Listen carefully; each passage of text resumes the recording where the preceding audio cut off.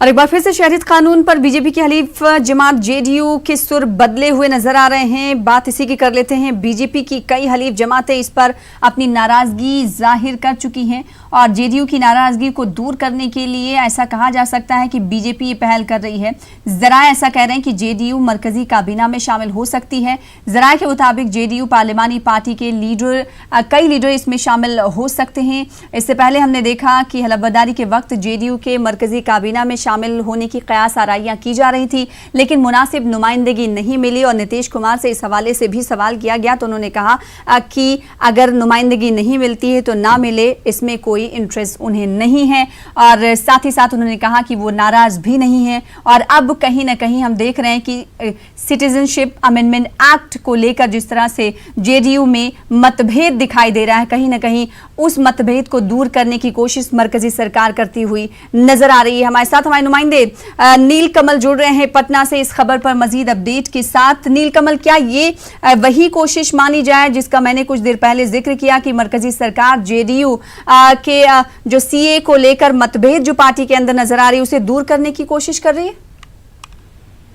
बिल्कुल सना, देखिए अगर इतिहास आप देखें तो जिस समय जब सरकार का गठन हो रहा था उसमें मंत्रिमंडल में जदयू को एक सीट दी जा रही थी सरकार में शामिल होने के लिए। उनके जदयू के एक सदस्य को मंत्रिमंडल में शामिल किया जा रहा था, लेकिन नीतीश कुमार ने तब कहा था कि उन्हें सम्मानजनक स्थिति नहीं मिल रही है केंद्र सरकार में, लिहाजा उन्होंने केंद्र सरकार में शामिल होने से मना कर दिया था। अब फिर से बात एक बार उठने लगी है कि क्या जदयू एक बार फिर से केंद्रीय मंत्रिमंडल में शामिल हो सकती है, क्योंकि नीतीश कुमार ने बार बार यह कहा है कि एनडीए में सब कुछ ठीक ठाक है और एनडीए में सीएए पर जिस प्रकार से जदयू ने सदन के दोनों सदनों में जिस प्रकार से भाजपा का साथ दिया था, उसके बाद ये कयास लगाए जा रहे थे कि जदयू मंत्रिमंडल में शामिल हो सकता है मोदी सरकार की।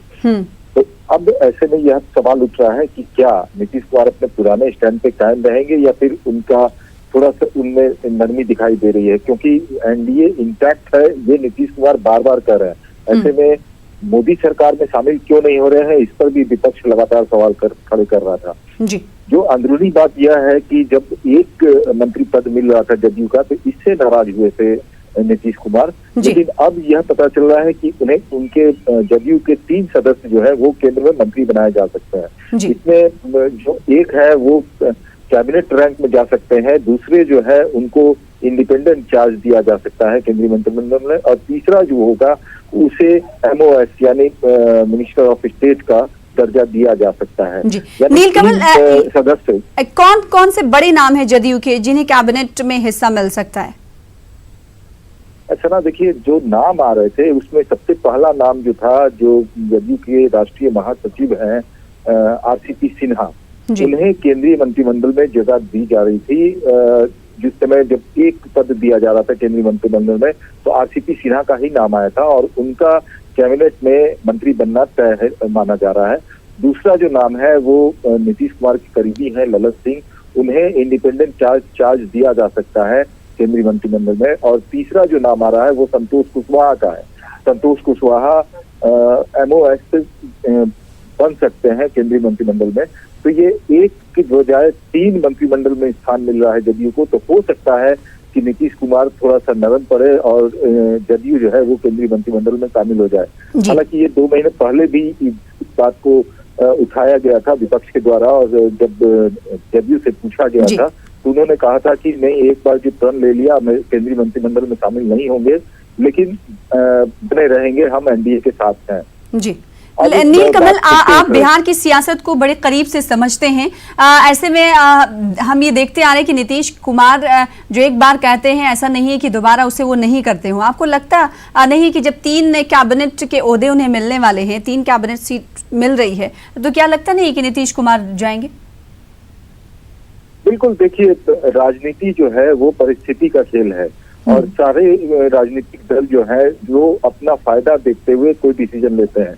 उस वक्त जदयू को लग रहा था कि अगर एक मंत्रिमंडल में शामिल हो रहा है, 16 उनके सांसद जीते हैं और वो राज्यसभा से है आरसीपी, तो 16-6-22 सांसद हैं जदयू के राज्यसभा लोकसभा मिलाकर के, उसमें से एक को स्थान दिया जा रहा है, तो वो नागवार गुजरा था नीतीश कुमार को। अब 3 मिल रहे हैं, तो कहीं ना कहीं हो सकता है कि जदयू इसमें शामिल हो। क्योंकि अभी जो बताया जा रहा है कि नीतीश कुमार के काफी दिनों बाद नीतीश कुमार के अमित शाह जो राष्ट्रीय अध्यक्ष हैं भाजपा के, उनके साथ संबंध काफी बेहतर हुए हैं।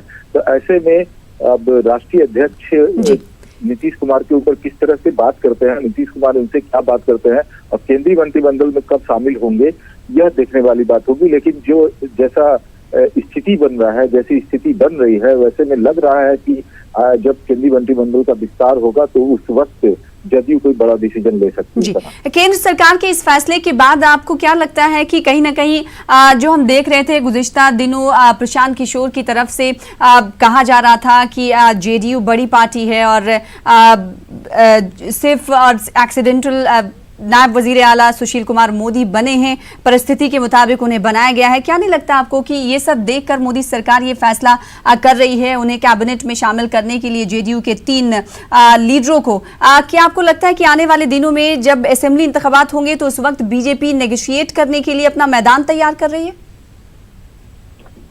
देखिए, मैंने कहा कि राजनीति में परिस्थिति वश जो है वो सारे डिसीजन लिए जाते हैं जी। तो ये अभी जिस प्रकार से महाराष्ट्र में सहयोगी शिवसेना ने जिस प्रकार से भाजपा को झटका दिया, उसके बाद झारखंड में जिस तरह से भाजपा को झटका लगा है, रघुवर सरकार उनकी चली गई, ऐसे में वो अब नीतीश कुमार को नहीं खोना चाहते हैं। बिहार में उनकी 30 साल का पुराना रिश्ता है जदयू के साथ, तो वो इस संबंध को खत्म नहीं करना चाहते हैं। और नीतीश कुमार के साथ भी मजबूरी यह है कि नीतीश कुमार अब जाए तो जाए कहाँ।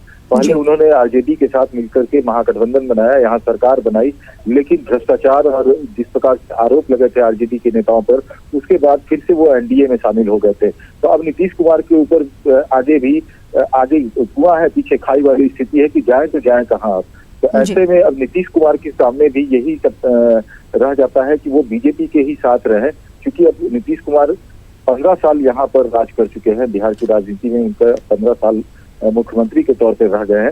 अब उनको आगे की ओर बढ़ना है।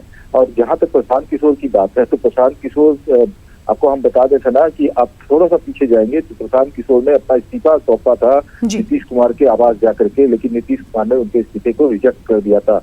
और उसके बाद बाहर आकर के प्रशांत किशोर ने कहा था कि नीतीश कुमार जो बात है, जो उनकी बात थी वो कही थी, लेकिन अंदर क्या हुआ था, नीतीश कुमार ने प्रशांत किशोर से किस तरह से ट्वीट किया था, ये तो कोई नहीं जानना है। लेकिन बाहर निकल के प्रशांत किशोर ने जो कहा वही बात मीडिया में आई थी।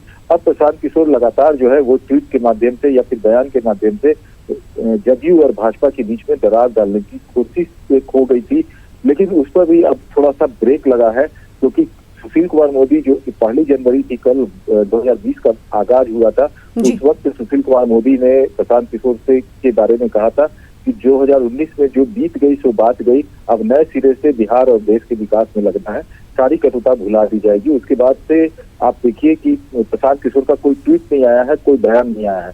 तो लगता है कि प्रशांत किशोर वाला एपिसोड भी धीरे धीरे ठंडा पड़ रहा है। अब जहां तक जदयू के केंद्रीय मंत्रिमंडल में शामिल होने की बात है, तो आगे आने वाले समय में नीलकमल, हमने देखा था कि रियासतें जो हैं वो बीजेपी को कहीं ना कहीं छोटे भाई की तरह प्रिटेंड करती हैं, लेकिन बीजेपी ये कोशिश करती है कि वो बड़ा भाई ही बनी रहेगी। महाराष्ट्र में भी ऐसी चीजें हमें देखने को मिली और इस बार प्रशांत किशोर की ट्वीट से भी ये बात वाजे हो गई। तो क्या अब बीजेपी बड़ा भाई बनने की कोशिश की तरफ कदम बढ़ा रही है?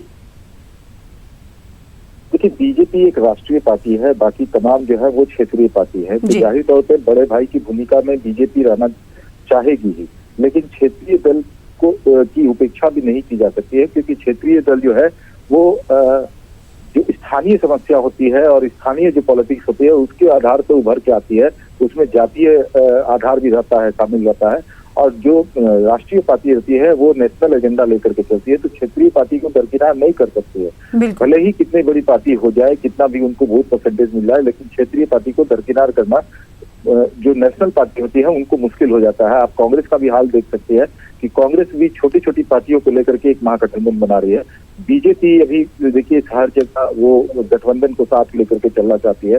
भले ही केंद्र सरकार में उनके 303 जो है सांसद है बीजेपी के, लेकिन वो अपने सहयोगियों को नहीं छोड़ती है, सहयोगियों को वो केंद्रीय मंत्रिमंडल में जगह दे रही है। यानी कि गठबंधन का जो पॉलिटिक्स चला है उसमें क्षेत्रीय पार्टियों को दरकिनार नहीं किया जा सकता है। तो लिहाजा बीजेपी बिहार में जदयू का साथ नहीं छोड़ना चाहती है और इसलिए जदयू को भी अब जदयू के साथ भी यही मजबूरी है कि वो पहले एक बार राजद के साथ जाके देख चुके हैं, जिसके बारे में कहा जाता था कि नीतीश कुमार लालू प्रसाद यादव के साथ कभी नहीं जा सकते हैं, लेकिन उन्होंने उनके साथ मिलकर के सरकार भी बना ली।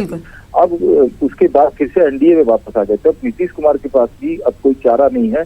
वो अगर दोबारा जाते हैं तो नीतीश कुमार का पॉलिटिकल डेथ हो सकता है बिहार में, और अगर एनडीए के साथ बने रहते हैं तो उनका अपग्रेडेशन होगा। जी बिल्कुल नीलकमल, बेहद शुक्रिया तफसील के साथ बातचीत करने के लिए। आगे बढ़ेंगे। इस बीच सियासी मैदान से बेहद अफसोसनाक